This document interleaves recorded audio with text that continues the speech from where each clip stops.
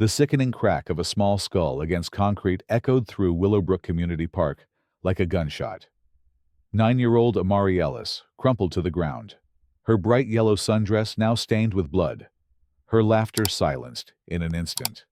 The woman standing over her, Karen Whitmore, HOA board member and self-appointed guardian of neighborhood tranquility, already had her phone pressed to her ear, her voice shaking with manufactured panic.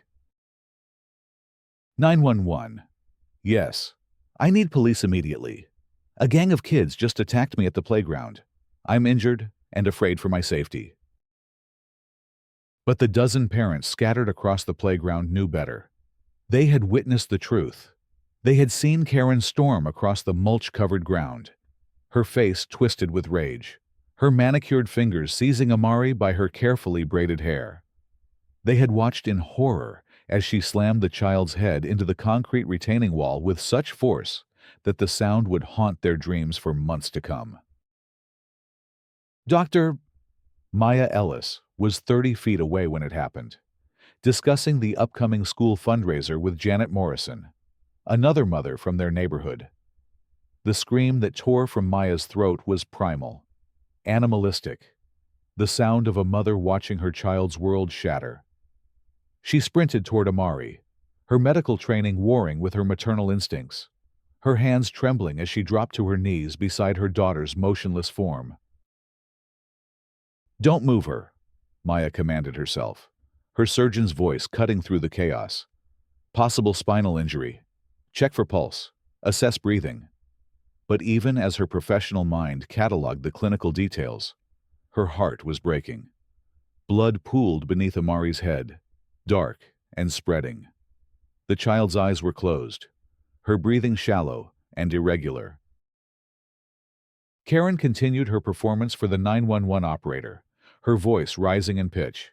"She's the ringleader, the one in the yellow dress. She came at me with a stick, threatened to hurt me. I was defending myself when she fell and hit her head. You need to arrest her parents for raising such a violent child." The playground erupted in outrage. Parents who had been quietly supervising their children's play suddenly found their voices, their phones, their courage. Within seconds, multiple calls flooded the emergency dispatch system. "This is Margaret Chen at Willowbrook Park," one mother said, her voice steady despite her shaking hands. "A woman just assaulted a child. The little girl is unconscious and bleeding. We need paramedics immediately." Another parent, David Rodriguez, had been recording his son's soccer practice when the assault occurred. His phone captured everything: Karen's aggressive approach, her violent grab of Amari's hair, the devastating impact against the wall. "I have video evidence," he told the dispatcher. "The adult woman is lying. She attacked the child unprovoked." Maya's fingers found the pulse point on Amari's neck, weak but present. "Stay with me, baby," she whispered, her voice breaking. "Mama's here. Just stay with me." She wanted to scoop her daughter into her arms, to hold her close, and promise everything would be all right. But her medical training held her back. Movement could worsen a potential spinal injury. All she could do was wait, and watch, and pray. The first police cruiser arrived within 4 minutes, followed immediately by an ambulance. Officer Marcus Johnson stepped out of his vehicle to find chaos, a crowd of agitated parents, a woman screaming about being attacked, and a small girl lying motionless on the ground with a distraught woman kneeling beside her. "Everyone step back," he commanded, his voice carrying the authority of 15 years on the force. "Ma'am, please move away from the child and let the paramedics work." Maya's eyes blazed as she looked up at him. "I'm her mother. I'm also a trauma surgeon at Metropolitan Hospital. She has a significant head injury and possible cervical spine damage. She needs immediate transport to a Level 1 trauma center." The paramedics, led by veteran EMT Sarah Williams, quickly assessed the situation. Maya's preliminary examination was spot on. Amari showed signs of severe head trauma, her pupils unequal and sluggishly reactive. They carefully stabilized her neck and prepared for transport, while Officer Johnson tried to make sense of the conflicting stories. Karen had positioned herself as the victim, her voice rising in manufactured hysteria. "Officer, thank God you're here. These people are covering for their violent children. That little girl attacked me with a weapon, and when I tried to defend myself, she fell and hit her head. Now they're all conspiring to blame me for her clumsiness." But the other parents weren't intimidated. Margaret Chen stepped forward, her phone displaying the active recording she'd started the moment she saw Karen approaching the children. "Officer, I have video evidence of what really happened. This woman assaulted a 9-year-old child. There was no weapon, no attack, nothing but a grown woman losing control and hurting a little girl." David Rodriguez joined her, his phone also showing the recorded assault. "I was filming my son's soccer practice when it happened. The video clearly shows Ms. Whitmore grabbing the child by her hair and slamming her head into the wall. There's no ambiguity here." Officer Johnson's expression grew grim as he reviewed the video evidence. The footage was damning. It showed Karen marching across the playground with obvious intent, seizing Amari without provocation, and delivering the devastating blow that left the child unconscious. There was no gang of attackers, no weapons, no self-defense scenario, just a woman's inexcusable violence against a child. As the paramedics loaded Amari onto the stretcher, Maya climbed into the ambulance, her world narrowing to the pale face of her daughter. "Maya Ellis," she told the paramedic. "I'm her mother and a surgeon at Metro. Her name is Amari. She's 9 years old. No known allergies. No medical history. The assault occurred approximately 8 minutes ago." The ambulance screamed through the suburban streets, its sirens wailing a song of urgency that seemed to tear at Maya's soul. She held Amari's small hand, careful not to disturb the IV line the paramedics had established, and whispered a continuous stream of encouragement. "You're going to be fine, sweetheart. Mama's here, and we're going to the hospital where all the best doctors are waiting to help you. Just keep breathing, my brave girl." Behind them, back at the playground, Officer Johnson was placing Karen Whitmore under arrest. The video evidence was overwhelming, witnessed by multiple parents, and her own 911 call had been recorded. Her claims of self-defense crumbled under the weight of objective truth. "Karen Whitmore, you're under arrest for aggravated assault of a minor," Officer Johnson announced, his voice carrying across the playground. "You have the right to remain silent. Anything you say can and will be used against you in a court of law." Karen's facade finally cracked. Gone was the victim performance, replaced by raw fury. "This is ridiculous. I'm a pillar of this community. I serve on the HOA board. That little brat was making too much noise, disrupting the peace. And when I tried to quiet her down, she got violent with me. I was protecting myself." But her words only made things worse. The gathered parents had heard Amari's interaction with Karen just moments before the assault. The child had been polite, apologetic, promising to play more quietly. There had been no violence, no threats, nothing but a 9-year-old girl trying to appease an unreasonable adult. "Ma'am, you need to stop talking," Officer Johnson advised as he secured the handcuffs. "You're only making this worse for yourself." The crowd of parents watched in stunned silence as Karen was led to the patrol car. Some were crying. Others were filming. All were grappling with the reality of what they had witnessed. Violence against children was something they read about in the news, not something that happened in their peaceful suburban playground on a Tuesday afternoon. At Metropolitan Hospital, Maya's colleagues sprang into action the moment the ambulance arrived. Dr. Richard Chen, the head of pediatric neurosurgery, was already scrubbing in when they wheeled Amari into the trauma bay. Maya had called ahead, using her professional connections to ensure her daughter received the best possible care. "Talk to me, Maya," Dr. Chen said as he examined the unconscious child. "What do we know?" Maya's voice was clinical, professional, but her hands shook as she recounted the details. Blunt force trauma to the left parietal region, witnessed assault, head-struck concrete retaining wall, LOC immediate, pupils unequal and sluggishly reactive, possible basilar skull fracture based on the mechanism of injury. The CT scan confirmed Maya's worst fears. Amari had suffered a significant traumatic brain injury with cerebral edema and a small subdural hematoma. The pressure inside her skull was building, threatening to cause permanent damage or death. She needed emergency surgery to relieve the pressure and stop the bleeding. "We need to get her to the OR now," Dr. Chen announced to the trauma team. "This is a time-critical situation." Maya stood in the hallway outside the operating room, still wearing her blood-stained clothes from the playground, watching through the window as surgeons worked to save her daughter's life. Her phone buzzed constantly with messages from concerned friends, colleagues, and neighbors who had heard about the assault. But she couldn't focus on anything except the monitors showing Amari's vital signs, the rhythmic beeping that meant her daughter was still fighting.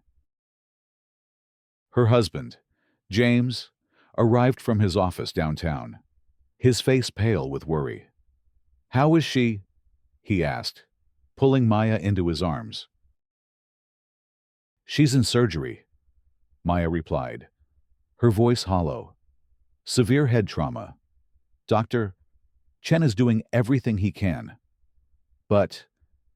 She couldn't finish the sentence. As a surgeon herself, she understood the gravity of Amari's injuries better than most parents would. She knew that even if her daughter survived, there could be lasting neurological damage. Meanwhile, news of the assault was spreading through the community like wildfire. The Willowbrook HOA had always prided itself on being a family-friendly neighborhood, a place where children could play safely while parents enjoyed a sense of community. Karen Whitmore's actions had shattered that illusion in a single moment of inexcusable violence. By evening, the story had reached the local news. Channel 7's reporter, Lisa Martinez, stood outside the hospital with her camera crew, delivering a report that would shock the viewing public.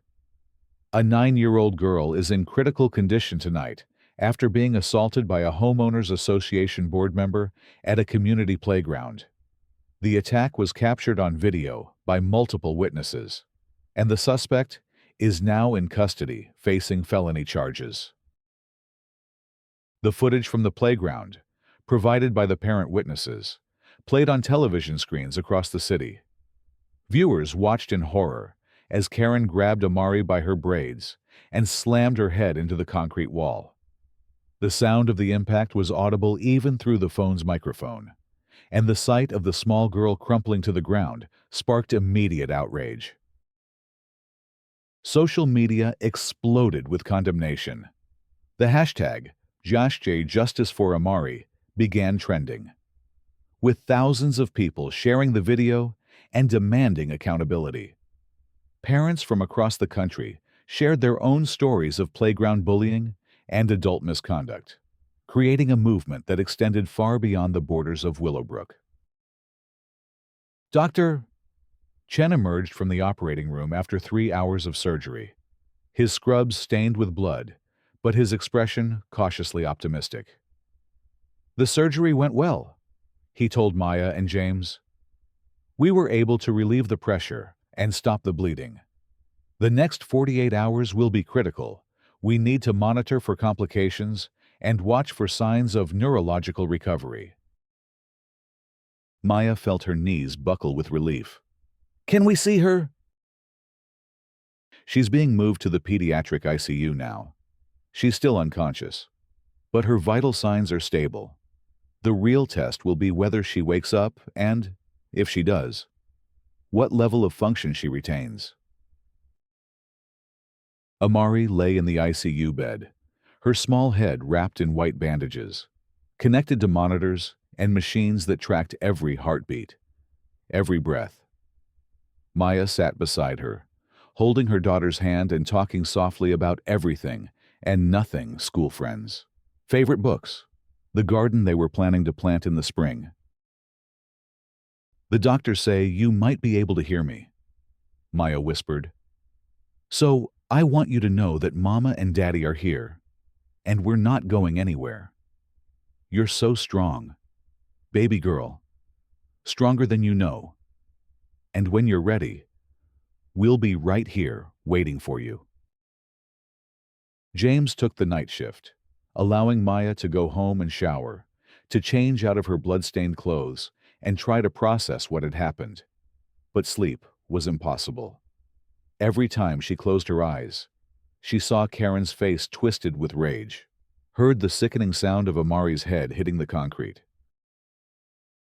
The next morning brought a steady stream of visitors to the hospital. Amari's teacher, Mrs.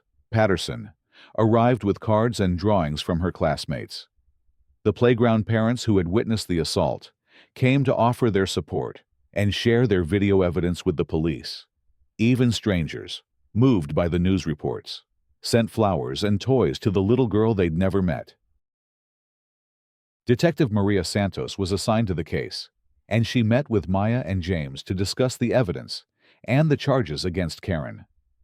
"We have multiple video recordings of the assault," she explained.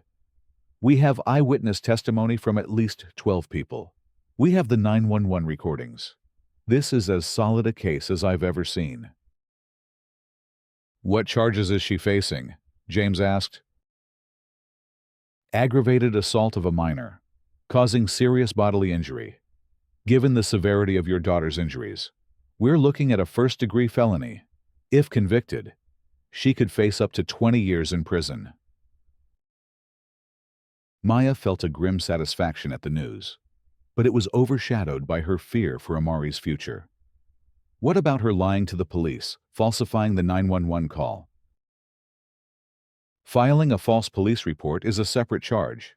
The district attorney is reviewing the case now, but I expect we'll see additional charges filed soon. On the second day after the surgery, Amari began to show signs of consciousness. Her eyelids fluttered, and she squeezed Maya's hand when asked. The medical team was cautiously optimistic, but warned that brain injuries could be unpredictable. "Mama." Amari's voice was barely a whisper, but it was the most beautiful sound Maya had ever heard. "I'm here, sweetheart. Mama's right here." Amari's eyes opened slowly, unfocused at first, then finding Maya's face. "My head hurts." "I know, baby. You hit your head, but the doctors fixed you up. You're going to be okay." The neurological team began their assessments immediately.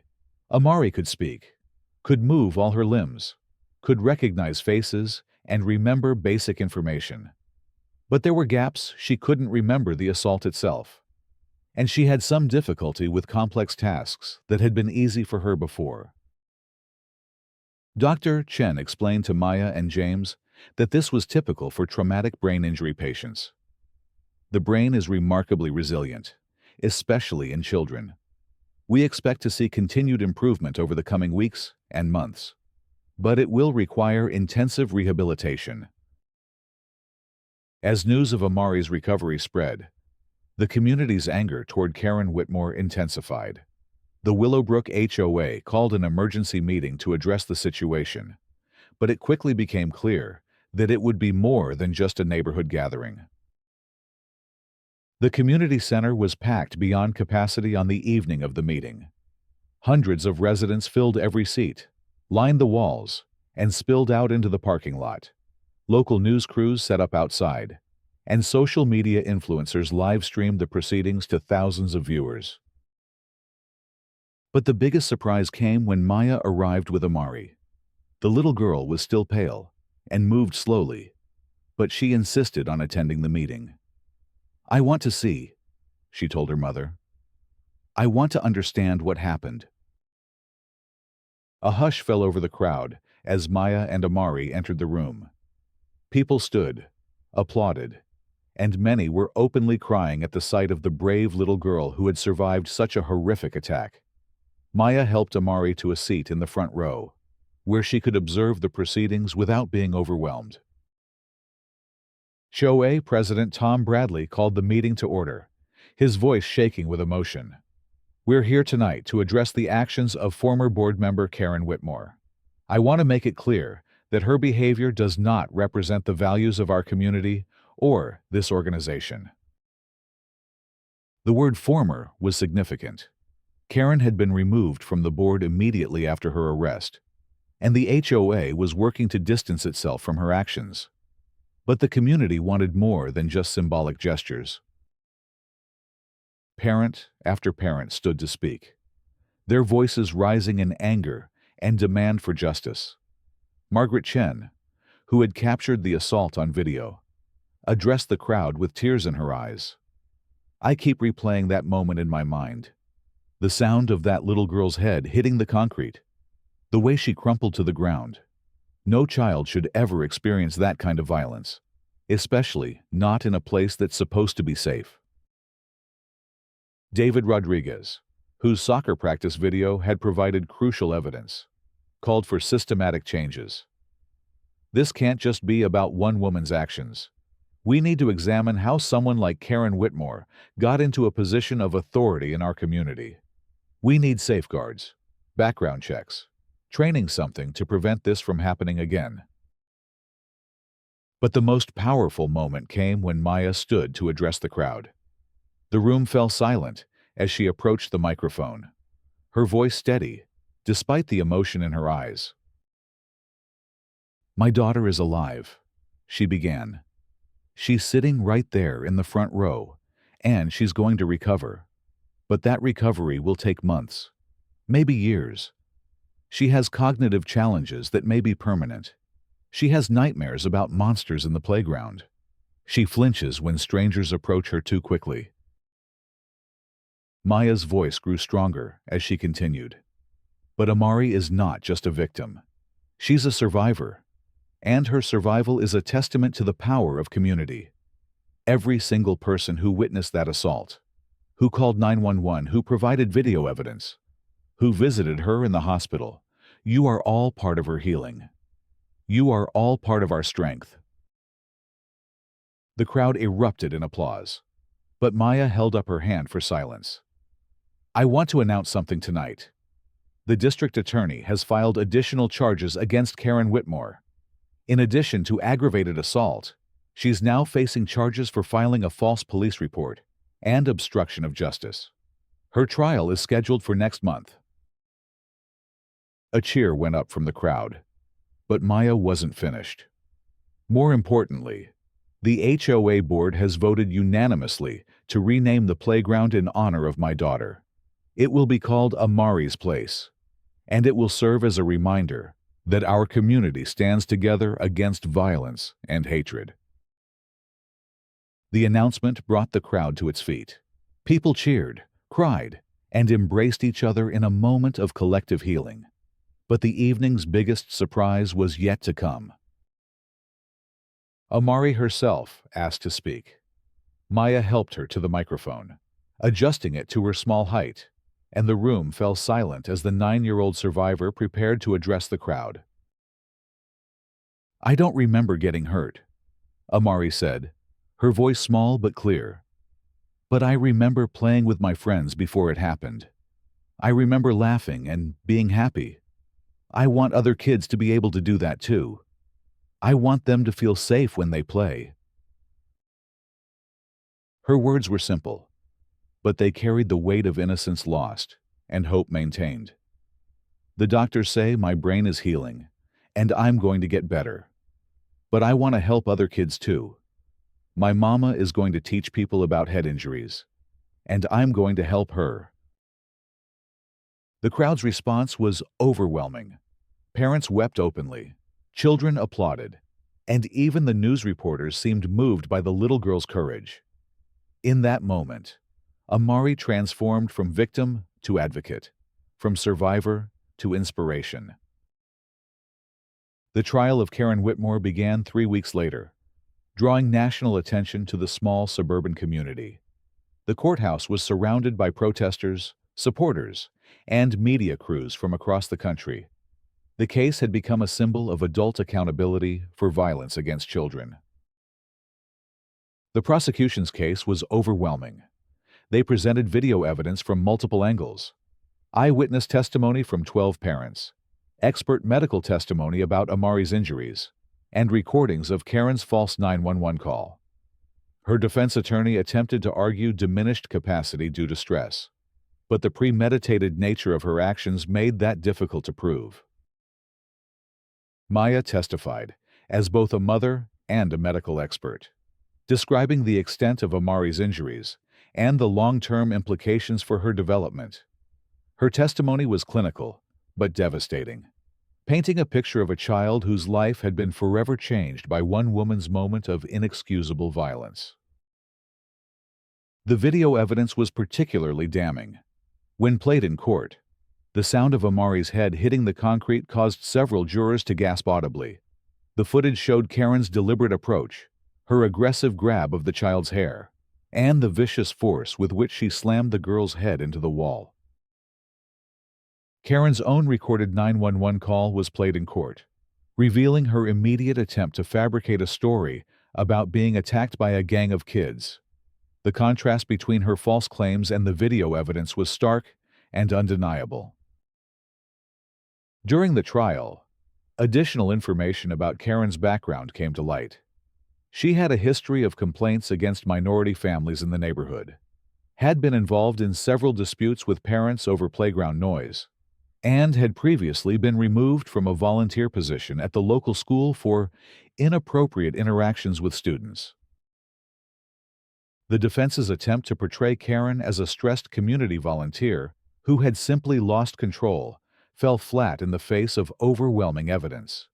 Her actions were deliberate, her subsequent lies were calculated, and her complete lack of remorse was apparent to everyone in the courtroom.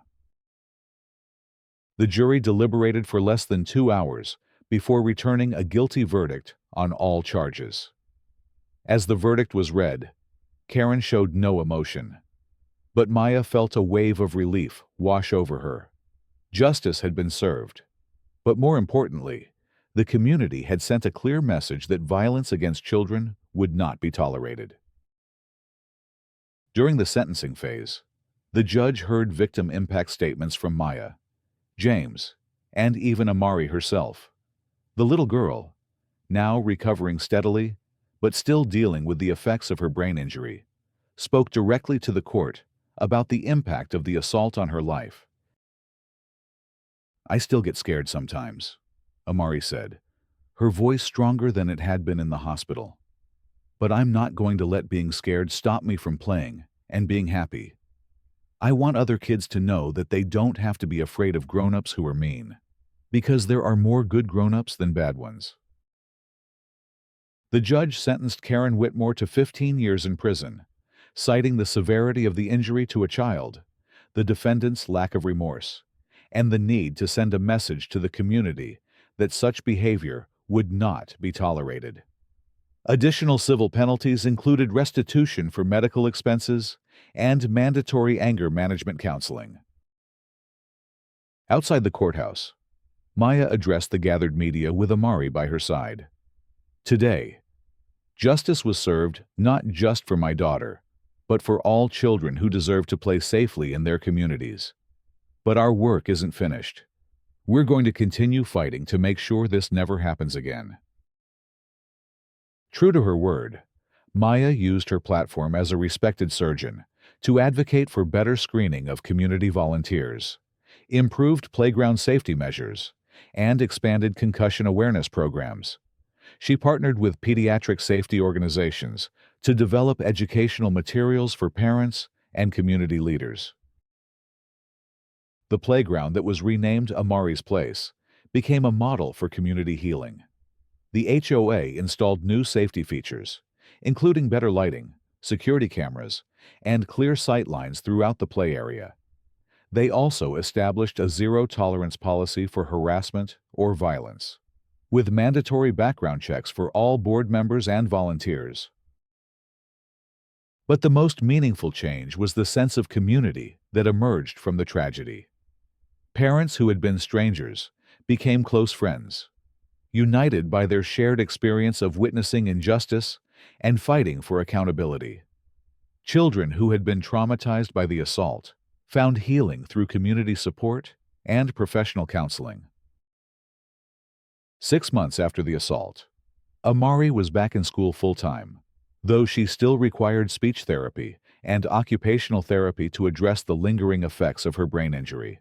Her cognitive abilities had largely returned, but she sometimes struggled with complex problem-solving tasks and had difficulty with sustained attention. Despite these challenges, Amari had become a powerful advocate for other children. She spoke at school assemblies about brain injury awareness, participated in community safety programs, and helped her mother develop educational materials for parents and teachers. "I'm different now than I was before," Amari explained to a group of students during one of her presentations. "My brain works differently, and some things are harder for me than they used to be. But I'm still me, and I'm still happy, and I still love to play with my friends." The dedication ceremony for the renovated playground drew hundreds of community members, local officials, and advocates from across the region. The new playground equipment was state-of-the-art, designed with safety as the primary consideration, but it still maintained the fun and creativity that children needed for healthy development. A bronze plaque near the entrance read, "Amari's Place, a community playground dedicated to the safety, joy, and resilience of all children, in memory of innocence lost and in celebration of courage found." As Maya watched her daughter play on the new equipment, surrounded by friends and protected by a community that had learned to stand together against hatred, she felt a complex mix of emotions. The trauma of that terrible day would never fully fade. But it had given birth to something beautiful, a stronger, more vigilant, more compassionate community. Amari ran to her mother, breathless with excitement after conquering the new climbing wall. "Mama, did you see me? I made it all the way to the top." "I saw you, sweetheart. You were amazing." "I'm not scared anymore," Amari said, her eyes bright with confidence. "I know that bad things can happen, but I also know that there are always more good people than bad people, and the good people will always protect the kids." Maya knelt down to hug her daughter, marveling at the wisdom that had emerged from such a young survivor. "That's right, baby. The good people will always protect the kids, and you're one of the good people now, too." As the sun set over Amari's Place, children continued to play, parents continued to watch with vigilant care, and the community continued to heal. The playground that had once been the site of senseless violence had become a symbol of hope, resilience, and the power of ordinary people to create extraordinary change. Karen Whitmore served her sentence in a state prison, her name forever associated with one of the most shocking acts of violence against a child in the county's history. But her legacy was not one of fear or hatred. It was the opposite. Her actions had sparked a movement that made communities safer, more aware, and more committed to protecting their most vulnerable members. The story of Amari's Place became a case study in trauma recovery, community response, and the justice system's ability to protect children. Universities used it in their social work programs. Law schools analyzed it for its legal precedents, and medical schools incorporated it into their curriculum on pediatric brain injury. But for Maya and Amari, it was simply their life, a life that had been forever changed by violence, but ultimately defined by love, courage, and the unwavering support of a community that refused to let hatred win.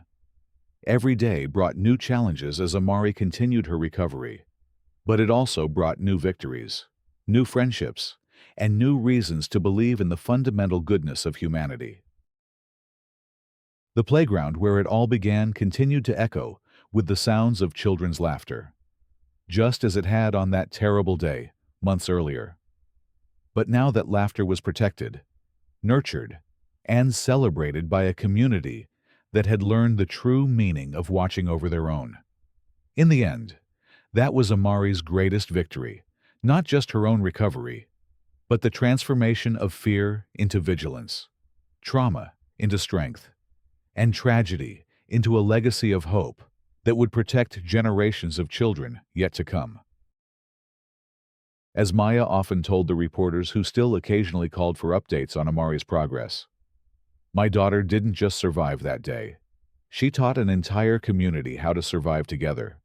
That's the real miracle of Amari's place. Not just that one little girl healed, but that we all did."